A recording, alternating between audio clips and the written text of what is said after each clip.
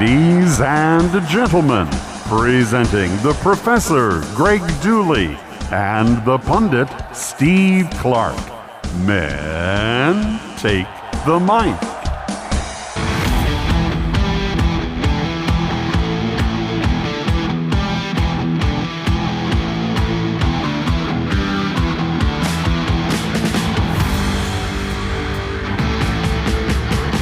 That's right. Season 2 is beginning on The Professor and the Pundit with Greg Dooley and Steve Clarke, and we are presented once again by Nick Hopwood, certified financial planner, founder, and president of Peak Wealth Management.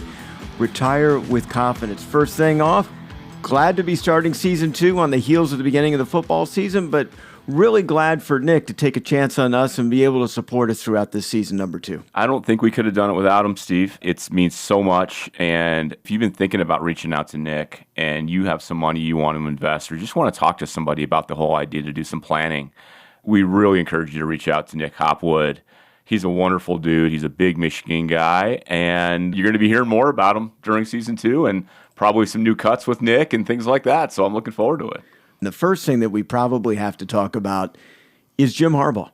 Maybe 3 or 4 weeks ago, the story broke out that he was going to take a 4-game suspension. Sharon Moore, the offensive coordinator, was going to take a game suspension, and it was because Jim Harbaugh agreed to a settlement in which he lied to NCAA investigators. When you come out with a big story like that, it's usually within the next 24 to 48 hours, it gets confirmed, it's finalized, it happened. Once a week went by, Greg, I started wondering, I'm not sure this is going to happen. How did you feel about it? It got washed away. We remember there were a lot of storylines that were happening in the world before 9/11, and 9/11 kind of sucked the wind out of a bunch of storylines and controversies that were going on. And I felt like this was, with all the conference realignment and the NCAA kind of turned on its head with the TV deals and history wiped off the map with the Pac-12.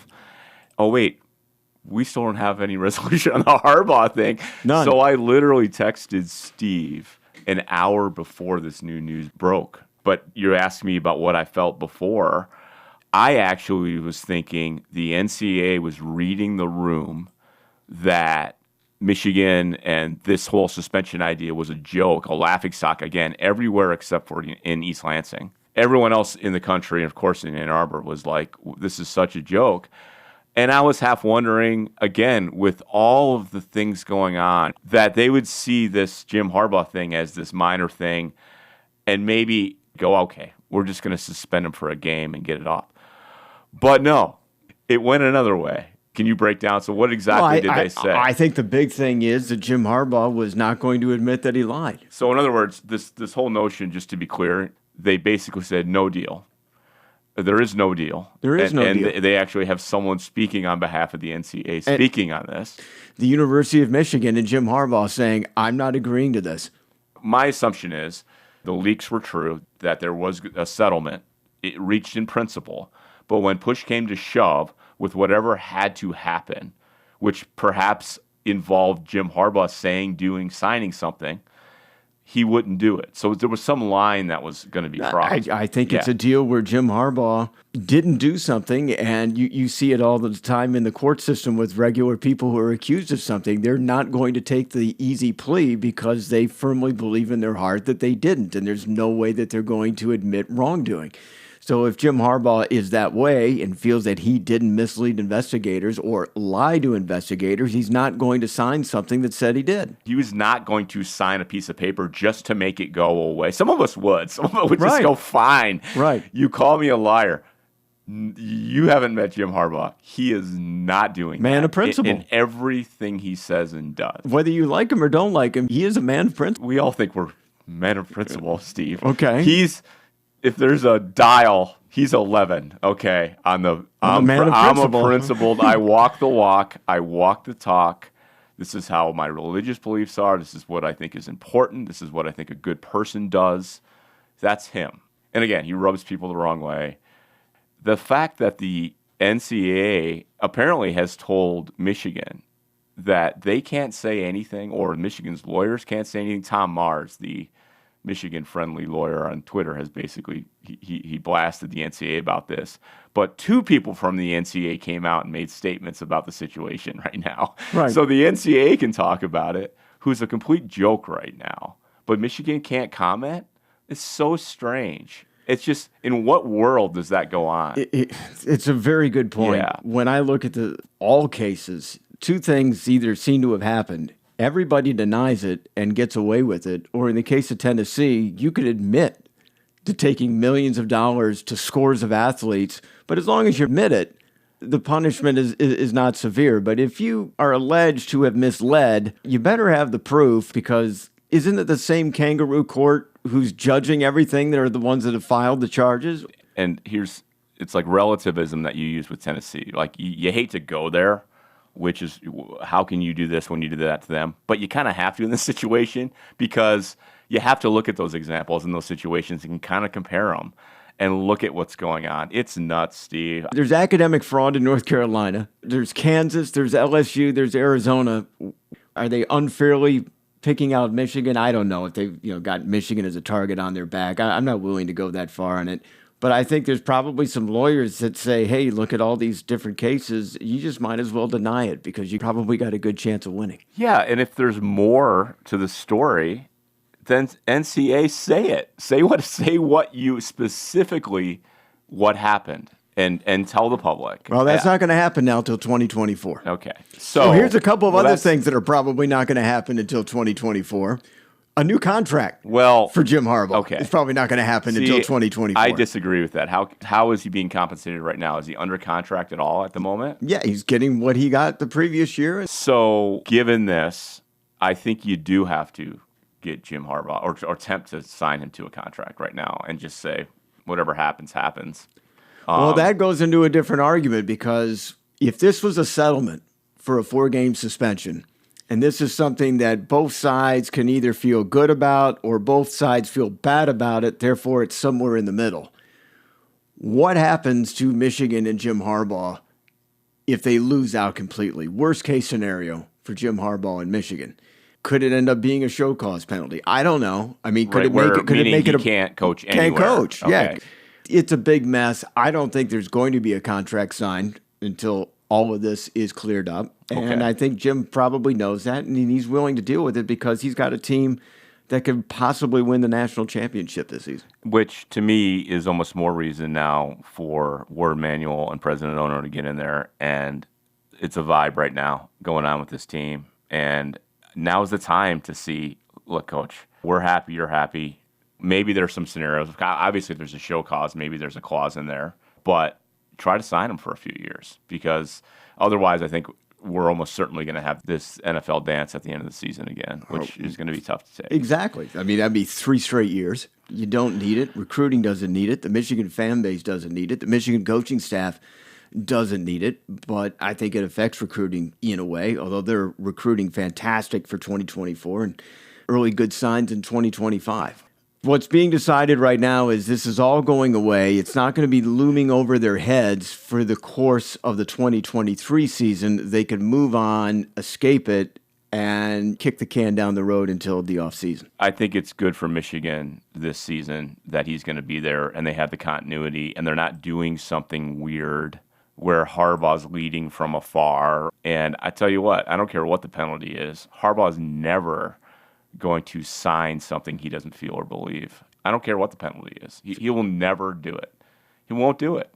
It's weird talking about Harbaugh because, and this is a teaser, we'll hit this later, but I just left Schembechler Hall, as you know, Steve. Yeah. And I just saw and interacted with Coach Harbaugh about 30 minutes ago as we're recording this. So, by the way, the other story that was buried with all the conference realignment was the Northwestern Fitz stuff until the Northwestern assistant coaches wore T-shirts backing Fitz and brought the whole story back up again and required, maybe wear undershirts or bracelets. They made a statement because they did it on media day. Yeah. They did it for all the eyes to see it. The assistant coaches had Fitz's number on their T-shirts, Northwestern against the world. New athletic director at Northwestern called it tone deaf. And I just see this as a team trying not to be divided. Yeah. I think the majority of the Northwestern players are saying, we love Fitz. We wanted him as our coach. This was wrong. And we're letting the world know out in media day how we feel about the whole situation. So, great. I agree. I totally believe you that they all feel that way. So talk about it in the football building and talk about it and maybe build a couple plays that are called fits, that you call out. T-shirts isn't for the team, it's for everybody else. No. And that's the savvy is like, hey, we don't care. Look at our T-shirts. The coaching staff for the Wildcats just gave the middle finger to all the self-righteous people who wrote the columns about hazing and things like that, and people like us who talked about how terrible it was. Now, we both love T-shirts. Steve and I, by the way, both wore our A Professor and the Pundit T-shirts last night. We were out about town tearing it up. And I am wearing, coincidentally, my Tips While Driving in Ohio MGO Blog T-shirt from our great friend Seth Fisher. So we are rocking our own T-shirts, but they're not making such a bold statement. No. These are more fun, right? And everyone loves our T-shirts, by the way. We might have to make a new batch for season 2. Maybe I'll talk to Rishi and see what we can do there. It's a different message. Thank you, Big Ten Conference Expansion. Thank you, Jim Harbaugh and the NCAA for kind of burying these things. And now we're just going to put it back out in the forefront again just a couple weeks before the season begins. I do think there are a few more storylines that have kind of come out in aftermath of all the conference realignment. Do we want to touch on some of that? Yeah, well, you kind of teased this take at the very end of our bonus double secret episode 13, right? Where you said, okay, the day is coming where teams are going to be kicked out if it's all about the money. It is all about the money. If it's all about the value that, Oregon and Washington were vetted.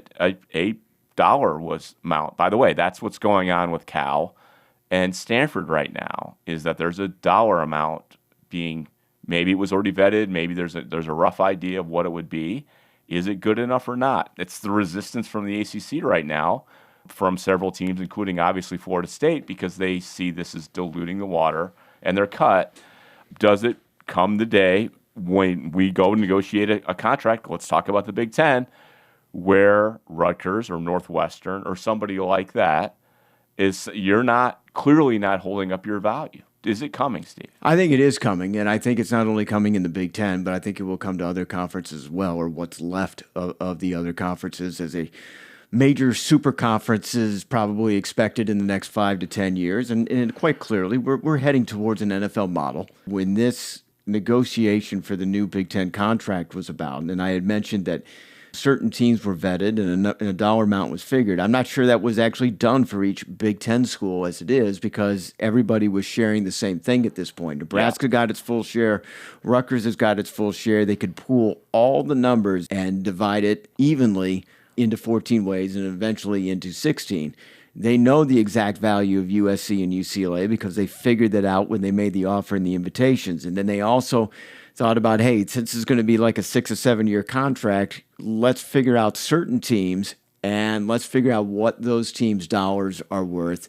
And let's get the networks to agree to that because it's Fox, CBS, and NBC. And so I'm sure they had a scenario about Oregon and Washington because that was certainly talked about. I'm going to bet you the Notre Dame number has been figured out, and they know exactly how much that would bring to the table. But what we don't know, and I don't necessarily think that they had a reason to figure this out yet, is what each individual Big Ten institution is worth to the contract. Right. Now, if they ever did that and it ever got out, such and such team was evaluated for their true worth in an equal share environment, then you know the discussion is being thought about. Okay. It's going to be like an atom bomb going off. Right. And we have not seen that yet. So there's clearly an implied worth. We know what the high value properties, but we don't spend a lot of time on the low value. And so it's a great point. If you start to hear, relative value in a conference, then the discussions are going on. Now, you said something funny. You said that one of your old radio topics when you were doing your morning sports show was to bring up this nasty topic where you said, let's talk about Purdue a minute. do we really need them in the Big Ten? You would bring this up, and you said it got quite a reaction from people, and I can understand This that. is a radio topic that took place over 20 years ago. So no Nebraska, no Rutgers, no Maryland. There was 11-team Big Ten conference. There's 11 teams. People were joking about the Big Ten not changing its brand name, which for good reason that they haven't. It's not like there was any breaking news about contraction. We just wanted to bring up, hey, it's summer. We got 4 hours to talk about, hey, I got an idea.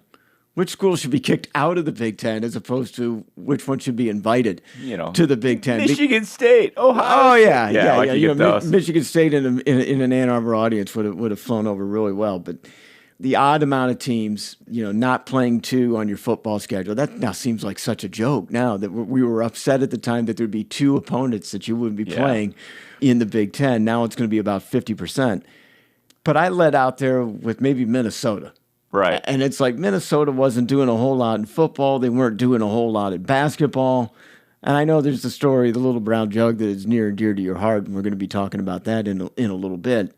I just kind of wheeled out Minnesota out there, and the calls started flying. And how could you kick Minnesota out? It gave all the list of reasons, importance of what Minnesota was to the Big Ten in the 1930s. And, okay, that was the 1930s. And 40s. Granted, that was only 70 years ago instead of 90 years ago. But people were laying their case for Minnesota and thought I was an idiot. And, well, for every person that said another team besides Minnesota, that elicited a whole bunch of calls as, what an idiot for picking Purdue, that kind of thing, because, hey, this is what Purdue is meant.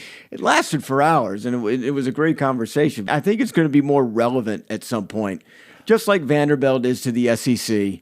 Well, just like about 90% of the schools in the Big 12. I mean, they all need to be removed because none of them are making money for that conference. Obviously, history doesn't seem to carry a lot of weight anymore. It's about eyeballs. And your basketball program doesn't seem to mean anything anymore either. Basically worthless. That is one of the biggest shockers to me in this whole thing is that basketball just isn't even considered when this is all said and done. And I'm not expecting a lot of talk about this, but I haven't heard one person other than myself mention Oregon's track program, which is like, Duke basketball. I mean, it is so elite, and they had the world championships there on their campus. Exactly. Okay. It's a big deal. But it's not about any other sports, and it has nothing to do with history. Of course, you're talking to me. I have a really hard time. First of all, we don't know if this is going to happen. Steve, you think it's going to. And if it doesn't happen, maybe it happens in a different way in that the shares aren't equal anymore, right? Like Northwestern, you want to stay, great, but you're half share. That could happen. What other consequences are there, Greg? You think about it, the way the money is out right now. Yeah. You could tell any team in the Big Ten right now, you're getting a half a share. And they're going to, pound their fists on their table and whine and cry and say, this isn't right.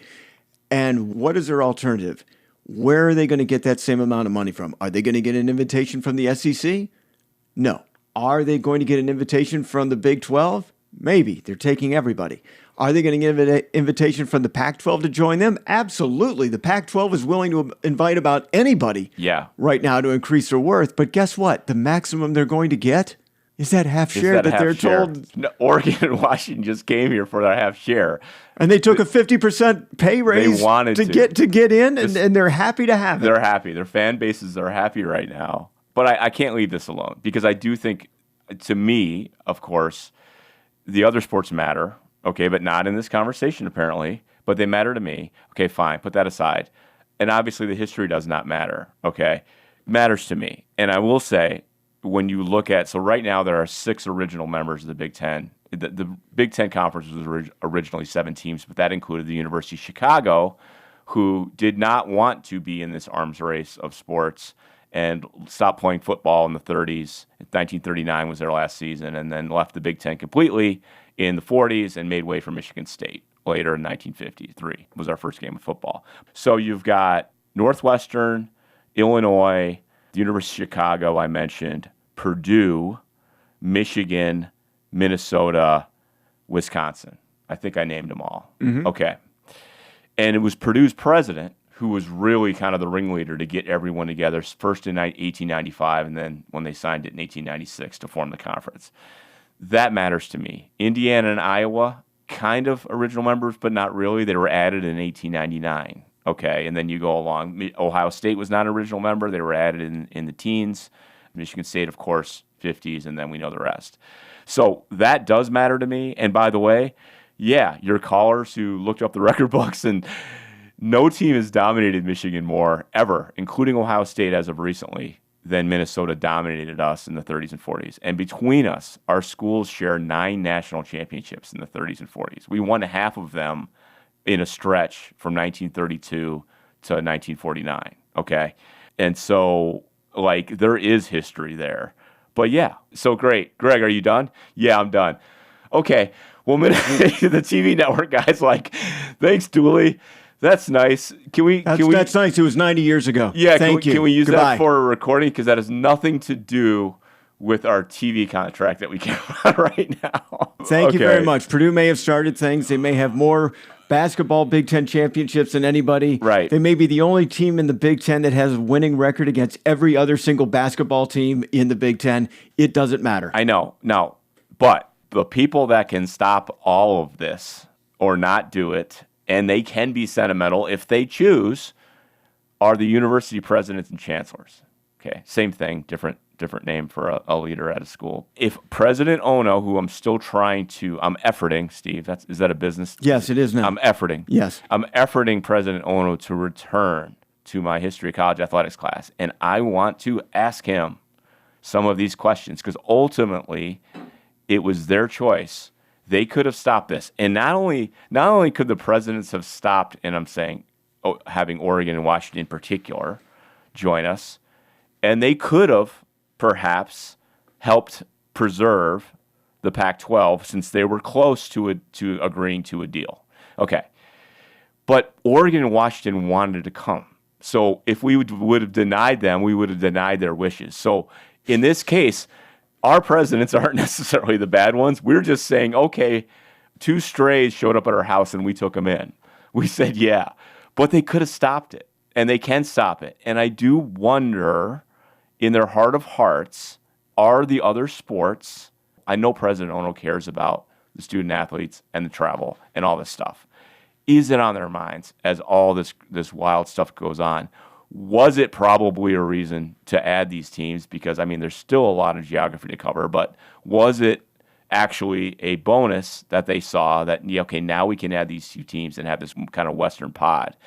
By the way, all the talk from Notre Dame about, hey, let's protect Stanford and Cal, we should protect them. Notre Dame could protect Stanford and Cal, Steve, if they wanted to. They could, hey, join our TV contract and we'll play each other every year. Or someone speculated, let's have a new league with the armed forces and have you guys join us and we'll split the money. But they'd have to give up something. So the power is there. And by the way, it's not all the university presidents. Ohio State and Michigan, our presidents could get together and probably change this. So I am curious how much of this stuff crosses their mind. There's a lot of older people, and I say older people because I feel that the older you are, the more you're upset with all this expansion and contraction and the dissolving of a conference. Some feel the moral obligation that we have to take less money and pick up Cal and Stanford. Look, there's not a lot of interest in Cal and Stanford at Cal and Stanford at this point. This is all about nostalgia and history, and if we've learned a few things about the business world, nobody cares. Pac-12 TV ratings 2022. The worst 3 schools in terms of the 2022 ratings are going to the Big 12. Okay. Congratulations to the Big 12. You may have gotten the number 4 team in Utah, but Arizona State is 71st in the nation when it comes to average weekly TV ratings. Oregon State is number 9 on this list. That's 57th in the country. Cal and Stanford, who remain in the Pac-4, are 7th and 8th in last year's ratings. And considering that they're in the San Francisco market, that's not good. And the Cardinals are nowhere near they used to be in terms of football power, and their numbers are certainly popped up by playing Notre Dame every year. Where do the new schools in the Big Ten rank? Well, the top 3 and 4 of the top 5 are now in the Big Ten. So USC, Oregon, and UCLA. That's your top 3. Washington is the 5th school. They've all joined in the Big Ten. The TV ratings matter. And those 4 schools that joined the Big Ten have 4 of the top 5 TV ratings. who's going to games in the Pac-12? So for a lot of people who are talking about the demise of the Pac-12 and how horrible and sinful and sorrowful this is, let's look at the people who decide that they want to attend games at these places. Let's start with people going to the Big Ten. USC, Washington, and Oregon are the top 3 in attendance. They're all in the Big Ten now. The 4 teams with the lowest attendance are the 4 remaining teams in the Pac-4. Really? Washington State's average attendance, Greg, 26,000 people. Oregon State's average attendance in 2022, 28,000 in attendance. And you know every stadium inflates their attendance numbers. Right. Stanford, 30,000. And you're in the Bay Area market. You can only get 30,000. These numbers, by the way, according to Sports Illustrated. Do I want to see the Pac-12, the Pac-10, the Pac-8 dissolve? Absolutely not. I don't want to see them dissolve. And yes, my childhood is completely stripped away, not only with the Pac-12, but everything else that I've grown up with in terms of world of college football. But if you're in great remorse about the breakup in Pullman, well, first of all, did you know it was in Pullman?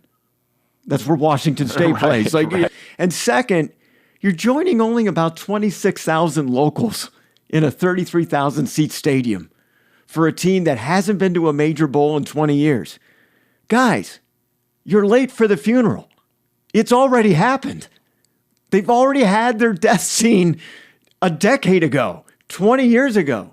It's been done for a long time. Yeah, that's fair. I mean, I heard Brian Cook and Craig Ross, and I respect the heck out of those guys on WTKA, and it was a funeral and in their lives and in history, and I was upset, and I am upset about it, but I understand, and there is some excitement about what's to come and what's to be. But let me help out those that feel guilty or remorse for winning. For those that feel the Big Ten bullied its way and ended a conference, first they did it to themselves through mismanagement on multiple occasions over the years. And I don't believe for a moment if things were reversed, there'd be any mercy by any of the conferences on the Big Ten. But for those that write that the Big Ten had a moral obligation not to have taken the lost puppy who showed up on your front doorstep, the analogy that you brought about in USC and UCLA and Oregon and Washington, all 4 of those teams wanted to leave the existing Pac-12 and come to the Big Ten. I feel like USC is more like Clifford the big red dog, though, showing up on your doorstep. But go ahead. When looking at the history of the Pac-12, this is actually recent history because the article came out of The Athletic over the weekend. It's from Stuart Mandel, talking about how the Pac-12 at one point under Larry Scott could have gotten to Texas and Oklahoma before the SEC did. And what they basically accused the Pac-12 in hindsight is being apathetic, believing that they had a stronger hand than what they actually did, making several missteps in an attempt to correct previous missteps that had been made, and it ended up leading to their demise. And it's interesting that people in Big Ten country, or people across the country, are upset with the Big Ten for doing what the Pac-12 didn't. Again, it comes back to eat or be eaten. And the Big Ten is solidifying themselves with 4 quality Pac-12 programs to solidify their strength. And if it comes down to 2 super conferences, the Big Ten is making sure that they are one of them instead of being absorbed by somebody else. I love your point, though, because you probably have pundits, Steve. Pundits. Yes. You not included out there, that have said, oh boy, look how the Pac-12 screwed up. They could have made 6 moves that they failed to make. Oh, and on the other hand, look at the Big Ten greedily snapping up all these teams. Well, which is it? Because that's your point. Exactly. Yeah, pick a side, man. Is the Big Ten shrewd and brilliant and basically did what Larry Scott and should have done before, or not? Which is it? It's a great point. The Big Ten is winning, and you may be upset about how it got done, but if you were going to be goody two-shoes and Mr. Nice and Mr. Morals about the whole thing, you might be the Pac-12. Yeah. Not maybe today, but down the road you would be. Again, you're looking at a population pace that's leaving the Midwest. in droves. I was listening to that Sirius Channel 84 college football, and they still have, and I know the Pac-12 is still in existence for the next year, but they have the Pac-12 radio like ads, during the thing. And I'm like, oh my God, I'm just shaking my head. It is painful. What do you think is going to happen with Cal and Stanford? And again, we're recording on this on Sunday, so something could happen.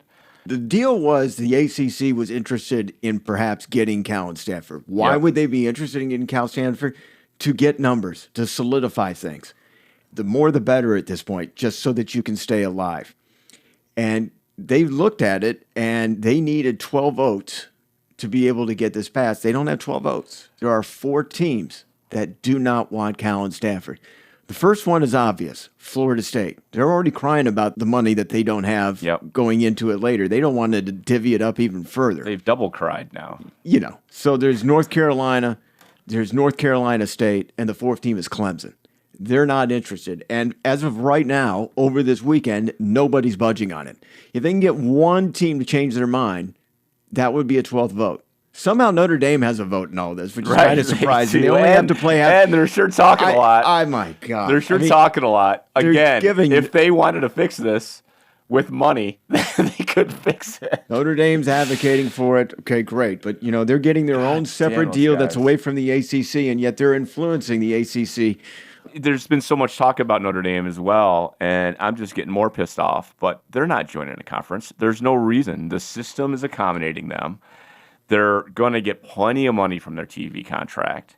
They like the part of their identity that is not in a conference. The only reason they would join a conference if they were backed into a big financial gap on their contract, which some people speculated was going to happen, but it doesn't look like that's going to happen. I think NBC and whoever else has made room, Peacock, they've made room for Notre Dame in their future budgets, and because they're going to stick around. Fine. No one has told Notre Dame no. Yeah. Ever. And here was an opportunity a couple of years ago when they were expanding the college football playoff, that if they had said no to Notre Dame and any of the things that's making Notre Dame independent, they wouldn't be independent anymore. Exactly. But instead, Notre Dame's AD, Jack Swarbrick, was a part of the committee. And of course he was going to be a part of the committee. That they came up with this idea that it allowed to have Notre Dame to have everything they want to remain independent. They got stronger in their position of remaining independent. When it could have been so easy to say, hey, we're going to make you join a conference. We don't have to tell you which conference you're going to be in. You can decide that, but you're going to have to join a conference. And they never even came close to doing anything like that. Right. So Notre Dame's going to be Notre Dame. And what you see is from some of the writers is when they're talking about Notre Dame, they go back to this point in history because Notre Dame tried to join the Big Ten Conference. And yes, they were blocked from they were not allowed in. It was the powerful teams that denied them, namely Michigan and namely Fielding Yost. But what the tendency is to do is to say the line is that because of Catholic bigotry, that's why Yost, he was a bit like a Catholic bigot. He didn't want a Catholic school in. So forgetting about the sentiments of the day, about how people felt about all kinds of different people, obviously much different from today. Okay. But let's just assume Fielding Yost is in the middle of that.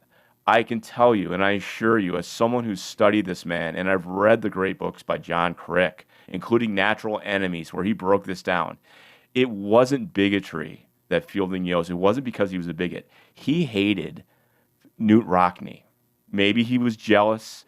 He felt like Rockne had an offense that was cheating because it was outside the Big Ten rules. He felt like he was loose with eligibility standards. They felt like, although he was quiet about it, they had a scheme through their nationwide network, and he was jealous of all the attention that Rockne got. Those are the reasons why Fielding Yost didn't like Notre Dame. It wasn't, if you know Yost, maybe he had some feelings about Catholics, but that wasn't the reason. But people always get that shot in. I saw it the other day by Matt Brown from Extra Points, who I respect so much, and he slipped that in there. And it drives me nuts, Steve. So thank you for letting me get that off my chest. The professor got inside the fort over the weekend. That's right. That being inside the locked and guarded and sacred Schembechler Hall for Michigan Football Summer Camp, where you were in a meeting with the coaches and players. A handful of people are only allowed in, and Professor Dooley was one of them. We'll talk about that experience and what he was doing there right after we talk to our title sponsor, Nick Hopwood, president of Peak Wealth Management. One of your favorite tools is the HSA, the health savings account. And I know this is another thing that you promote, tweet, encourage. Tell us really in a nutshell why you really encourage people to consider this. It's because of the triple tax-free benefit. And I honestly, as much as I love Roth, HSAs I love even more. People don't know about the HSA. People are not taking advantage of it. They're using it the wrong way. And it's a real opportunity cost. We've had plenty of medical expenses and things like that, but I haven't touched my HSA. I'm kind of just letting it grow. Perfect. Because I know it's coming, but why wouldn't I just let it grow? Maybe if I don't need it right now. What are you doing with those medical receipts? Hanging on to them. Excellent. Based on your advice, by the way. Tell Steve why.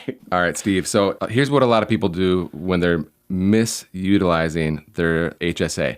You go to the doctor, you have a copay or whatever, or you have the full expense. You need to pay that out of pocket. A lot of people, instead, they use the HSA money because it's there. And it makes you feel good to say, well, I saved and now I'm using the money. But then you're not able to take advantage of that middle part, which is where it can grow. You're not getting that tax deferral. So we want to pay for our expenses out of pocket and invest the HSA, let it grow. But keep that receipt, Duels, because you're going to be able to match that up with a withdrawal in 30 years. Okay, so you could basically say, hey, I had a $300 medical expense back in 2023. Now it's 20 years later, and you could say that's justification for taking that amount down. Exactly. That's amazing. I had no idea. I thought it had to be done within the same calendar year. Not so, huh? Not so. Back to that education piece, right? You guys are educating your fans. They're craving this information and you're delivering. Thanks again, Nick, for being our title sponsor again for Season 2. Again, go to peakwm.com.